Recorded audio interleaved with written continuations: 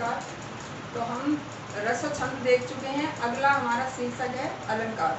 अलंकार जो कि इम्पोर्टेंट है, आपके लिए महत्वपूर्ण टॉपिक है। तो आज हम अलंकार शुरू करते हैं। अलंकार क्या है? अलंकार या अलंकृत करने वाला या सजाने वाले यानी आभूषण।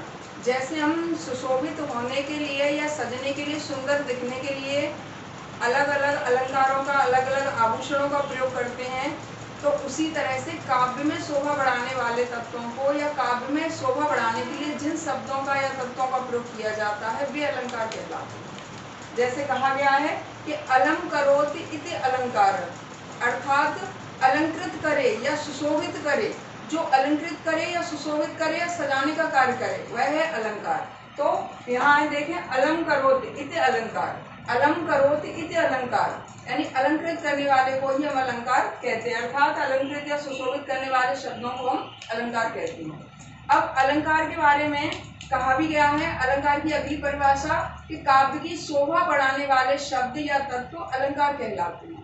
जैसे कि आचार्य दंडी ने कहा है कि दंडी ने अलंकारों के बारे में क्या कहा है कि आचार्य दंडी के अनुसार कि काव्य शोभा करान धर्मान, काव्य शोभा करान धर्मान अलंकारान इति प्रचते। तो यहाँ कहा गया है कि अलंकार काव्य की शोभा बढ़ाने वाले शब्द या धर्म या तत्व अलंकार कहलाते हैं। प्रचते तो यही कहा गया है कि यहाँ काव्य की शोभा बढ़ाने वाले या काव्य को सुंदर बनाने वाले शब्दों को हम अलंकार कहते हैं। अलंकार को कहा भी गया है, जैसे हमने आपको बताया था कि रस काव्य की आत्मा और छंद काव्य का शरीर। अब आत्मा हो गई, शरीर हो गया। अब शरीर को सुंदर बनाने के लिए आभूषण प्रयोग करने हैं, तो अलंकार को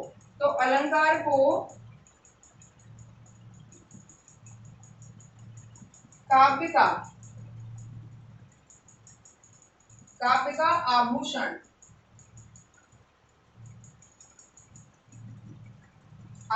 कहा गया है।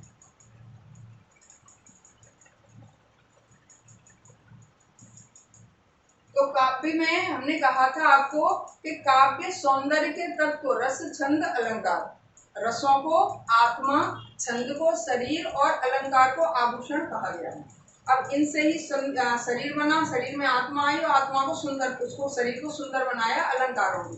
इसी तरह से काव्य है, तो काव्य में छंदों ने, रसों ने और अलंकारों ने, ये काव्य के सौंदर्य के तत्व कहे जाते हैं तीनों ही। तो यहाँ देख लें आप एक बार कि अलम करोति इति अलंकार, अर्थात जो अलंकृत करे या सुशोभित करे अलंकार कहलाता है, या फिर काव्य की शोभा बढ़ाने वाले शब्द या तत्व अलंकार कहलाते हैं। आचार्य दंडी के अनुसार भी यही कहा गया है कि काव्य शोभा करान धर्मान अलंकारान प्रचक्षते। तो अलंकार काव्य की शोभा बढ़ाने वाले धर्मों या तत्वों को ही हम अलंकार कहते हैं। और अलंकार को काव्य का आभूषण कहा गया है। अलंकार का आभूषण, अलंकार का ये कहा गया है, अलंकार को काव्य का आभूषण। अब यहाँ आप देखेंगे आगे कि अलंकार कितने प्रकार के होते हैं और कौन कौन से हैं, किस तरह से हमें पढ़ने हैं, तो वो और हैं। तो यहाँ तो हमने देख लिया कि काव्य की शोभा बढ़ाने वाले शब्द या तत्व अलंकार कहलाते हैं। अब अलंकारों के बारे में यह पूछा है कितने प्रकार के होते हैं। अब यहाँ भी 3 प्रकार हैं अलंकार। जैसे हमने कहा कि अलंकार 3 प्रकार के होते हैं।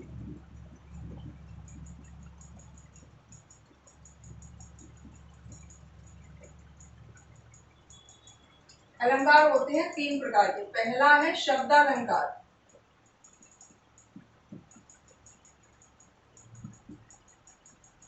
शब्दालंकार, जहाँ शब्दों में चमत्कार या सुंदरता उत्पन्न हो वहां शब्दालंकार। दूसरा है अर्थालंकार।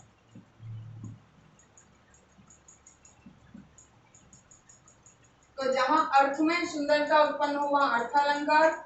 और तीसरा है उभयालंकार। उभयालंकार तो उभय का अर्थ होता है दोनों। कोई ऐसी पंक्ति आ गई जिसमें शब्दालंकार और अर्थालंकार दोनों का चमत्कार निकल रहा है, दोनों की विशेषता आ रही है, तो वो निकलेगा उभयालंकार। उभयालंकार में शब्दालंकार और अर्थालंकार दोनों की विशेषता आती है।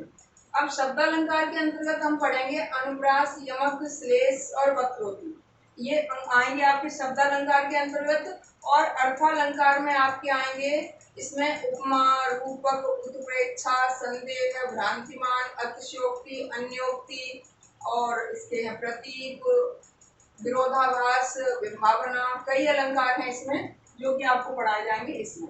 और यहाँ तो कोई ऐसी पंक्ति आती है जिसमें दोनों की विशेषता पाई जाती है तो वो आ जाता है उभय अलंकार के अंतर्गत।